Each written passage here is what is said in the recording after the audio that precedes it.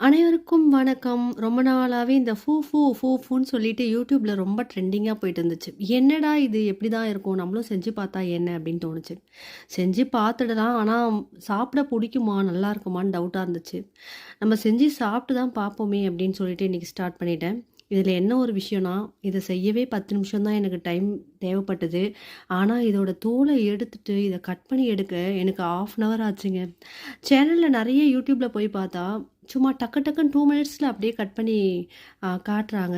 ஆனா அது தோல உரிக்கவே அவ்ளோ டைம் எடுத்தது. அதுக்கப்புறம் அத கட் பண்ண இன்னும் ரொம்ப டைம் எடுத்தது. இடையில நானும் அப்படியே எடுத்து ஒரு ஒரு பீஸா சாப்பிட்டுக்கிட்டே கட் பண்ணி முடிச்சாச்சு. கட் பண்ண பீஸ் எல்லாம் ஒரு மிக்ஸி ஜாருக்கு மாத்திட்டு, அத நல்லா அரைச்சு எடுத்துக்கிட்டேன். மாவு மாரி அரைச்சு எடுத்துக்கிட்டு, இன்னொரு இன்னொரு பக்கம் தண்ணி ஊத்தாம அரைச்சுருங்க. நான் கொஞ்சம் தண்ணி ஊத்தி அரைச்சதுனால என்னாச்சுன்னா, கொஞ்சம் கெட்டியாகறதுக்கு கொஞ்சம் எனக்கு டைம் ஆயிடுச்சு. தேவைக்கேற்ப உப்பு போட்டு நல்லா கலரிக்கிட்டே இருந்தேன்.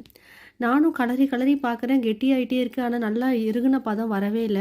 கடைசியில வெந்துடுச்சா பார்க்கலான்னு இன்னொரு கரண்டி எடுத்தா அது ஃபுல்லா கஞ்சி மாரி ஒட்டிக்கிடுச்சு. என்னடா இது! களி மாதிரி பதத்துல காமிச்சாங்களே! இப்படி இருக்கே! அப்படி சொல்லிட்டு. ஒரு 5 மினிட்ஸ் கடுப்பாயிட்டு மூடி வச்சுட்டு போயிட்டேங்க ஸ்லோ ஃப்ளேம்ல. அப்புறம் வந்து பார்த்தா சூப்பரா ரெடி ஆயிடுச்சு. கையில ஒட்டவே இல்ல. நல்லா வெந்து வந்துடுச்சு. இதுக்கு வந்து மட்டன் குழம்பு வச்சு தான் சாப்பிட்டேன். யம்மியா இருந்துச்சு.